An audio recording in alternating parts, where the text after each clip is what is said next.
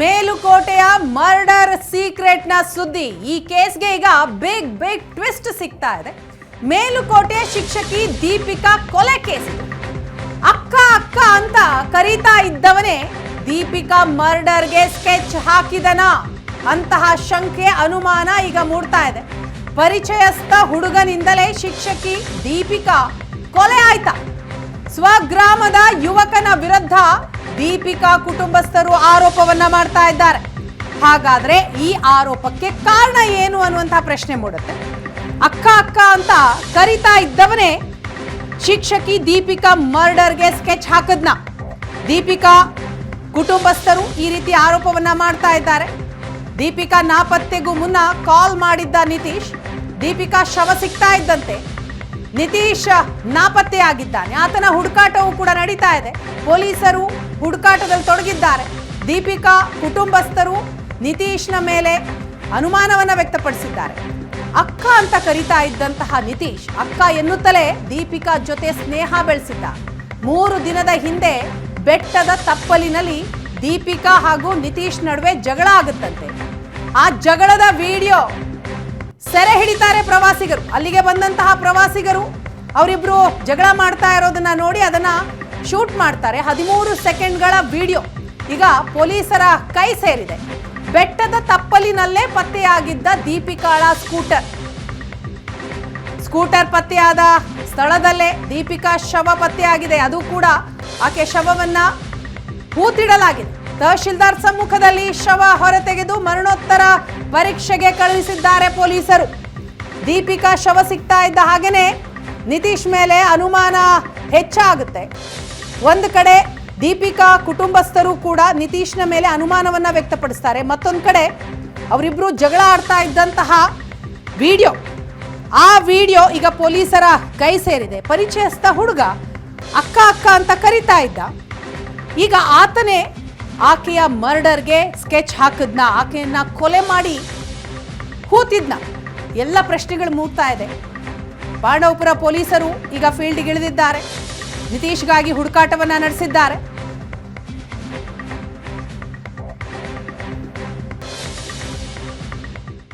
ಶನಿವಾರ ಬೆಳಿಗ್ಗೆ 9 ಗಂಟೆಗೆ ಮನೆ ಬಿಟ್ಟು ಹೋದರು. ಸ್ಕೂಲ್ಗೆ ಹೋದಾದ್ಮೇಲೆ ಗಾಡೀಲಿ ಹೋಗಿದ್ರು. ಅಲ್ಲಿ ನಾವು ಸ್ಕೂಲ್ ವಿಚಾರಿಸಿದಾಗ 12 ಗಂಟೆ 6 ನಿಮಿಷಕ್ಕೆ ಅವ್ರು ಹೊರಗಡೆ ಬಂದಿದ್ರು. ಆಮೇಲೆ ಎಲ್ಲೋದ್ರು ಅಂತ ಹುಡುಕ್ಬೇಕಾದ್ರೆ ನಮಗೆ ಫೋನ್ ಮಾಡಿದೆ. 1:15ಗೆ ಸ್ವಿಚ್ ಆಫ್ ಆಗಿದ್ದು ಮೊಬೈಲು. ಆಮೇಲೆ ನಾನು ಹುಡುಕೊಂಡು ಹೋದೆ. ಎಲ್ಲಲ್ಲಿ ಇಡೀ ಮೇಲ್ಕೋಟೆ ಹುಡುಕಿದೆ, ಎಲ್ಲೂ ಸಿಗಲಿಲ್ಲ. ತಿರ್ಗಿ ನಾನು ರಿಟರ್ನ್ ಊರಿಗೆ ಬಂದಾದಮೇಲೆ ಪೊಲೀಸ್ನವರು ನಮ್ಮ ಮಾವಂಗೆ ಫೋನ್ ಹಾಕಿದಂತೆ, ನಿಮ್ಮ ಗಾಡೀಲಿ ನಿಂತಿದೆ, ಬಂದು ಯಾರು ಏನಿತ್ತು ಅಂತ. ಶನಿವಾರನೇ ಗಾಡಿ ತಗೊಂಡು ಸ್ಟೇಷನ್ಗೆ ಆಗಿದ್ದು ಕಂಪ್ಲೇಂಟ್ ಕೊಟ್ಟು ನಾವು. ನಮಗೆ ಅನುಮಾನ, ಒಮ್ಮೆ ಅನುಮಾನ ಬರೋಕ್ಕೆ ಚಾನ್ಸಸ್. ನಮ್ಮ ಅಕ್ಕ ಅಂತ ಮಾತಾಡಿಸ್ತಿದ್ದ. ಇಲ್ಲೊಂದು ಸ್ವಲ್ಪ 2 ಬೀದಿ ದೂರ. ಹುಡುಗನ ಹೆಸರೇನಣ್ಣ? ನಿತೀಶ್ ಕುಮಾರ್ ಅಂತ. ಮಾಮೂಲಿ ಒಂದೇ ಊರವರಲ್ವ ಸರ್ ನಾವು. ಅಕ್ಕ ಅಂತ ಮಾತಾಡ್ತಾರೆ. ನಮ್ಮನ ಅಣ್ಣ ಅಂದನು. ಪ್ರಿನ್ಸಿಪ್ ಏನು ಮಾಮೂಲಿ ಮಾತಾಡ್ಸೋ ರೋಡಲ್ಲೆಲ್ಲ ಸಿಕ್ತಾಗ ಅಣ್ಣ ಇದೆ ಕಣ ನಾನು. ಅಲ್ಲಿ ಕಾಲೇಜ್ ಬಂದ್ಮೇಲೆ ಲಾಸ್ಟ್ ಕಾಲ್ ಅವನದೇ ಅಂತ ಅವನೇ ಫೋನ್ ಮಾಡಿದ್ರೆ ಅವನೇ ಡೌಟು. ಈಗಾಗಲೇ ಅಪ್ ಸ್ಟ್ಯಾಂಡಿಂಗ್ ಆಗೋನು. ಮೊಬೈಲ್ ಊರಲ್ಲಿಲ್ಲ ಅವನು. ಬಾಡಿಯಲ್ಲಿ ನಾವು ಸಿಕ್ತು ಒಂದು ಏಟ್ಗೆ ಅಲ್ಲಿಂದ ಸ್ವಿಚ್ ಆಫ್. ಅವ್ರ ಅಪ್ಪನಿಗೇನೆ ಮೆಸೇಜ್ ಕಳಿಸಿದ್ನಂತೆ, ನನ್ನ ಹುಡುಕ್ಬೇಡಿ, ನಮ್ಮ ಅಕ್ಕನ ಮದುವೆ ಮಾಡಿಬಿಡಿ, ಏನು ನಾನು ತಪ್ಪು ಮಾಡಿಬಿಟ್ಟಿದ್ದೀನಿ ಅಂತ. ಯಾವುದು ಇಲ್ಲ ಸರ್. ಎಲ್ಲಾರನು ಅಕ್ಕ ಅಮ್ಮ ಅತ್ತೆ ಅಂತ ಎಲ್ಲ ಚೆನ್ನಾಗಿ ಮಾತಾಡ್ಸ್ಕೊಂಡಿದ್ದೆ. ಈ ಥರ ಮಾಡ್ತಾನೆ ಅಂತ ಯಾರೋ ಗೊತ್ತು. ಶನಿವಾರ ಬೆಳಿಗ್ಗೆ 9 ಗಂಟೆಗೆ ಮನೆ ಬಿಟ್ಟು ಹೋದರು. ಸ್ಕೂಲ್ಗೆ ಹೋದಾದ್ಮೇಲೆ ಗಾಡೀಲಿ ಹೋಗಿದ್ರು.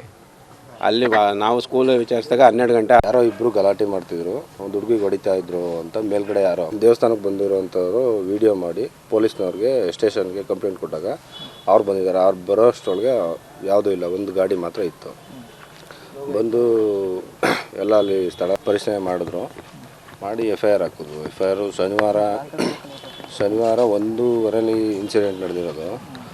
FIR ಸಾಯಂಕಾಲ ಒಂದು 7 ಗಂಟೆಗೆ ಹಾಕಿದ್ರು. 7 ಗಂಟೆಗೆ ಹಾಕಿ ನೆನ್ನೆ ಬಾಡಿ ಸಿಕ್ಕಿತ್ತು. ಹೌದು, ಮಿಸ್ಸಿಂಗ್ ಕೇಸ್ ಹಾಕೊಂಡಿದ್ರು. ಬಟ್ ಏನು ಪ್ರೊಸೀಜರ್ ಮಾಡಿಲ್ಲ. ಅದು ಒಂದು ಕಾಲ್ ರೆಕಾರ್ಡಿಂಗ್ ಆಗಲಿ, ಒಂದು ಕಾಲ್ ಲಿಸ್ಟ್ ಆಗಲಿ ಏನೂ ತೆಗ್ದಿಲ್ಲ.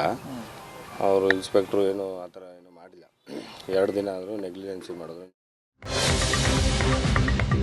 ಮೇಲುಕೋಟೆಯಲ್ಲಿ ಶಿಕ್ಷಕಿ ದೀಪಿಕಾ ಕೊಲೆ ಪ್ರಕರಣಕ್ಕೆ ಸಂಬಂಧಪಟ್ಟಂತ ಸುದ್ದಿಗಳನ್ನು ನೋಡ್ತಾ ಇದ್ದೀವಿ. 108 ಅನುಮಾನಗಳು ಮೂಡ್ತಾ ಇದೆ. ಹಲವು ಆಯಾಮಗಳಲ್ಲಿ ಪೊಲೀಸ್ ಅಧಿಕಾರಿಗಳು ತನಿಖೆಯನ್ನು ಕೂಡ ಕೈಗೊಂಡಿದ್ದಾರೆ. ಮೇಲುಕೋಟೆಯಲ್ಲಿ ಶಿಕ್ಷಕಿ ದೀಪಿಕಾ ಕೊಲೆ ಪ್ರಕರಣಕ್ಕೆ ಸಂಬಂಧಪಟ್ಟಂಗೆ ಅನೇಕ ಅನುಮಾನಗಳು ಈಗ ಹುಟ್ಟಿಕೊಳ್ತಾ ಇದೆ. ನಾನಾ ರೀತಿಯ ಆಯಾಮಗಳಲ್ಲಿ ಪೊಲೀಸ್ ಅಧಿಕಾರಿಗಳು ಈ ಪ್ರಕರಣವನ್ನ ತನಿಖೆಗೆ ಒಳಪಡಿಸ್ತಾ ಇದ್ದಾರೆ. ಅವರ ಕುಟುಂಬಸ್ಥರು ಮಾತನಾಡಿದ್ರು, ಇಲ್ಲಿಯವರೆಗೂ ಅವರ ಪತಿ ಲೋಕೇಶ್ ಮಾತನಾಡಿದ್ರು, ಅವರ ಸಂಬಂಧಿ ಮಾತನಾಡಿದ್ರು, ನಿತೀಶ್ ವಿರುದ್ಧ ಆರೋಪ ಮಾಡಿದ್ದಾರೆ. ಅವರ ಜೊತೆ ಚೆನ್ನಾಗೇ ಇದ್ದ, ಅಕ್ಕ ಅಕ್ಕ ಅಂತ ಕರೀತಾ ಇದ್ದ, ಆದ್ರೆ ಆತ ಈ ರೀತಿಯಾಗಿ ಮಾಡ್ತಾನೆ ಅಂತ ಯಾರಿಗೂ ಗೊತ್ತಾಗಿರ್ಲಿಲ್ಲ ಅಂತ ಅವನ ವಿರುದ್ಧ ಗಂಭೀರ ಆರೋಪ ಮಾಡಿರುವಂಥದ್ದು. ಅಧಿಕಾರಿಗಳು ಕೂಡ ಅನೇಕ ಆಯಾಮಗಳಲ್ಲಿ ಈ ಪ್ರಕರಣವನ್ನ ಭೇದಿಸುವುದಕ್ಕೆ ಮುಂದಾಗಿದ್ದಾರೆ. ಈ ಹಿಂದೆ ಅಂದರೆ ದಿನಾಂಕ 20ನೇ ತಾರೀಕು ಶನಿವಾರ ಒಂದು ಮಹಿಳೆ ಮೇಲ್ಕೋಟೆಯಲ್ಲಿ ಒಂದು ಖಾಸಗಿ ಶಾಲೆಯಲ್ಲಿ ಟೀಚರಾಗಿ ಕೆಲಸ ಮಾಡ್ತಿದ್ದಂಥ ಮಹಿಳೆ ಕಾಣೆಯಾಗಿದ್ದಾರೆ ಅನ್ನೋ ಒಂದು ಕಂಪ್ಲೇಂಟ್ ಬಂದಿರುತ್ತೆ. ಆ ಸುತ್ತಮುತ್ತ ಯಾರೋ ಮಹಿಳೆನ ಈ ಜಾಗದಲ್ಲಿ ನೋಡಿದ್ದೀವಿ ಅಂತ ಹೇಳಿ, ಅಂದರೆ ಏನು ದೇವಸ್ಥಾನದ ಹಿಂಭಾಗದ ಗುಡ್ಡದ ಕೆಳಗೆ ನೋಡಿದ್ದೀವಿ ಅಂತ ಹೇಳಿದ ಮೇರೆಗೆ ಪೊಲೀಸರು ಹಾಗೂ ಮಹಿಳೆಯ ಕುಟುಂಬಸ್ಥರೆಲ್ಲ ಹೋಗಿ ಆ ಸ್ಥಳವನ್ನು ಪರಿಶೀಲಿಸ್ತಿರುವಾಗ ಶನಿವಾರ ಸಂಜೆ ಒಂದು 2 ವೀಲರ್ ನಮಗೆ ಆ ಮಹಿಳೆ ಉಪಯೋಗಿಸ್ತಿದ್ದಂಥ ಒಂದು 2 ವೀಲರಲ್ಲಿ ನಮಗೆ ಸಿಕ್ಕಿರುತ್ತೆ. ನಿನ್ನೆ ಸೋಮವಾರ ದಿನ ಸಾಯಂಕಾಲ ಆ ಸ್ಥಳದಲ್ಲಿ ಮತ್ತೆ ಹುಡುಕ್ತಿರೋವಂಥ ಸಂದರ್ಭದಲ್ಲಿ ಒಂದು ಅಡಿ 2 ಅಡಿ ಅಷ್ಟು ಆಳದಲ್ಲಿ ಯಾರೋ ಒಂದು ಮೃತದೇಹನ ಹೂತಿಟ್ಟಿರೋ ಬಗ್ಗೆ ಸಂಶಯ ಬಂದು ಕುಟುಂಬಸ್ಥರು ಪೊಲೀಸರಿಗೆ ಇನ್ಫಾರ್ಮ್ ಮಾಡಿದ ಮೇರೆಗೆ ಅಲ್ಲಿ ಹೋಗಿ ನೋಡಲಾಗಿ ಮತ್ತು ಏನು ಪ್ರೊಸೀಜರ್ ಫಾಲೋ ಮಾಡಿ ಆ ಬಾಡಿನ ಎಕ್ಸ್ಯೂಮ್ ಮಾಡಿಸಿ ನೋಡಲಾಗಿ ಅದು ಕಾಣೆಯಾದಂಥ ಮಹಿಳೆಯ ಶವ ಅಂತ ನಮ್ಗೆ ಗೊತ್ತಾಗುತ್ತೆ. ಈ ಒಂದು ಕೊಲೆಗೆ ಯಾರು ಕಾರಣ, ಯಾವಾಗ ಈ ಕೊಲೆ ಆಯಿತು, ಹೇಗೆ ಆಯಿತು ಅನ್ನೋ ಒಂದು ನಿಖರವಾದ ಮಾಹಿತಿ ಇನ್ನೂ ಲಭ್ಯ ಆಗಲಿಲ್ಲ. ಹೌದು, ಅದು ಆ ದಿನ ಸಂಜೆ. ಇನ್ನಷ್ಟು ಡೀಟೇಲ್ಸ್ ಕೊಡ್ತಾರೆ ನಮ್ಮ ಪ್ರತಿನಿಧಿ ನಂದನ್ ದೂರವಾಣಿ ಸಂಪರ್ಕದಲ್ಲಿದ್ದಾರೆ. ನಂದನ್, ಈ ಪ್ರಕರಣದಲ್ಲಿ ಟ್ವಿಸ್ಟ್ ಒಂದು ಕಡೆ ಆದರೆ ಅನೇಕ ಕ್ಲೂಗಳು ಕೂಡ ಇದೆ. ಈಗ ಅವರ ಪತಿ ಲೋಕೇಶ್ ಮಾತನಾಡಿರುವಂಥದ್ದನ್ನ ಕೇಳಿಸ್ಕೊಂಡ್ವಿ. ಅವರು ಆ ಹುಡುಗ ಏನಿದ್ದಾನೆ ನಿತೀಶ್, ಅವರ ಮನೆಯವರಿಗೆ ಮೆಸೇಜ್ ಮಾಡಿದ್ದ ಅನ್ನುವಂಥದ್ದು, ಜೊತೆಗೆ ಆ ರೀಲ್ಸ್ಗಳನ್ನ ಕೂಡ ನೋಡ್ತಾ ಇದೀವಿ ಒಂದ್ ಕಡೆ. ಇನ್ನು ಆ ಸ್ಕೂಟಿ ಪತ್ತೆ ಆಗಿರುವಂಥದ್ದು, ಆಕೆಯ ಆ ಒಂದು ಹೆಣವನ್ನ ವಾಪಸ್ ತೆಗೆದಿರುವಂಥದ್ದು, ಏನೆಲ್ಲ ಕ್ಲೂಗಳು ಪತ್ತೆ ಆಗ್ತಾ ಇದೆ ಪೊಲೀಸರಿಗೆ? ಅರುಣ್, ಮೇಲ್ಕೋಟೆ ಶಿಕ್ಷಕಿ ದೀಪಿಕಾ ಕೊಲೆ ಪ್ರಕರಣ ಸಾಕಷ್ಟು ಅನುಮಾನಗಳನ್ನ ಹುಟ್ಟಾಗ್ತಾ ಇದೆ. ಇದೀಗ ಎಲ್ಲ ಆಯಾಮಗಳಲ್ಲೂ ಕೂಡ ತನಿಖೆ ನಡೆಸೋದಕ್ಕೆ ಪೊಲೀಸರು ಕೂಡ ಮುಂದಾಗಿರ್ತಕ್ಕಂಥದ್ದು. 2 ವಿಶೇಷ ತಂಡಗಳನ್ನ ರಚನೆ ಮಾಡಿ ಆರೋಪಿ ಪತ್ತೆಗೆ ಇದೀಗ ಪೊಲೀಸರು ಕೂಡ ಬಲೆ ಬೀಸಿರ್ತಾರೆ. ಅಂದ್ರೆ ಶನಿವಾರ ದೀಪಿಕಾ ಶಾಲೆಯಲ್ಲಿ ಕೆಲಸವನ್ನ ಮುಗಿಸಿ ಮಧ್ಯಾಹ್ನ ವೇಳೆಗೆ ಆ ಶಾಲೆಯಿಂದ ತೆರಳಿರ್ತಾರೆ. ಆ ಸಂದರ್ಭದಲ್ಲಿ ಅವರು ನಾಪತ್ತೆ ಆಗಿರ್ತಾರೆ. ಸಂಜೆ ಆದ್ರೂ ಕೂಡ ಮನೆಗೆ ಬಂದಿರೋದಿಲ್ಲ. ಆ ವೇಳೆ ಅವರ ಕುಟುಂಬಸ್ಥರು ಮೇಲ್ಕೋಟೆ ಠಾಣೆಯಲ್ಲಿ ನಾಪತ್ತೆ ಪ್ರಕರಣವನ್ನ ದಾಖಲಿಸುವಂತದ್ದು. ಆಗ್ಲೂ ಕೂಡ ಪೊಲೀಸ್ನವರು ಗಂಭೀರವಾಗಿ ಪ್ರಕರಣವನ್ನ ತೆಗೆದುಕೊಂಡಿಲ್ಲ ಅನ್ನುವಂತ ಆರೋಪವನ್ನ ಆ ಕುಟುಂಬಸ್ಥರು ಕೂಡ ಮಾಡ್ತಾ ಇರ್ತಕ್ಕಂಥದ್ದು. ಅವತ್ತಿನ ದಿನ ಸಂಜೆಯೇ ಒಂದು ಬೆಟ್ಟದ ತಪ್ಪಲಿನಲ್ಲಿ ಇಬ್ರು ಜಗಳವಾಡ್ತಿದ್ದಂತ ಒಂದು 13 ಸೆಕೆಂಡಿನ ವಿಡಿಯೋವನ್ನ ಯಾರೋ ಪ್ರವಾಸಿಗರೇ ಸೆರೆ ಹಿಡಿದು ಪೊಲೀಸರಿಗೂ ಕೂಡ ಮತ್ತೆ ವಿಚಾರವನ್ನ ಮುಡಿಸಿರ್ತಾರೆ. ಅಂದ್ರೆ ಎರಡಕ್ಕೂ ಕೂಡ ಒಂದು ರೀತಿ ಸಾಮ್ಯತೆ ಇರುತ್ತೆ. ಆದ್ರೂ ಕೂಡ ಪ್ರಕರಣವನ್ನ ಚುರುಕುಗೊಳಿಸೋದ್ರಲ್ಲಿ, ಅದನ್ನ ಪರಿಶೀಲನೆ ನಡೆಸೋದ್ರಲ್ಲಿ ಪೊಲೀಸರು ಕೂಡ ಮುಂದಾಗಿರೋದಿಲ್ಲ.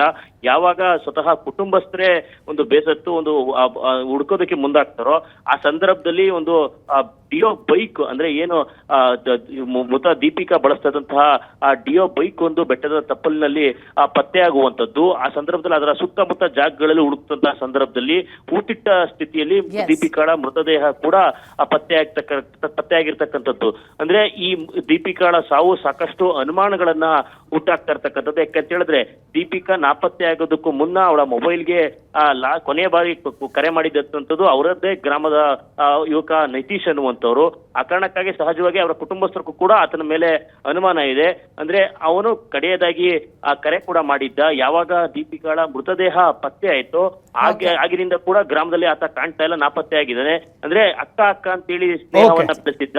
ಇಲ್ಲ ಒಂದ್ ಕಡೆ ಅವನ ಮೇಲೆ ಅನುಮಾನ ಇದೆ. ನಿತೀಶ್ ಪತ್ತೆ ಆದ ನಂತರವೇ ಈ ಪ್ರಕರಣ ಏನಾಯ್ತು ಅನ್ನೋದರ ಬಗ್ಗೆ ಕ್ಲಾರಿಟಿ ಸಿಗಬೇಕು ಅಂತ ಅನ್ಸುತ್ತೆ. ಥ್ಯಾಂಕ್ ಯು ಸೋ ಮಚ್ ತಮ್ಮೆಲ್ಲ ಮಾಹಿತಿಗಾಗಿ.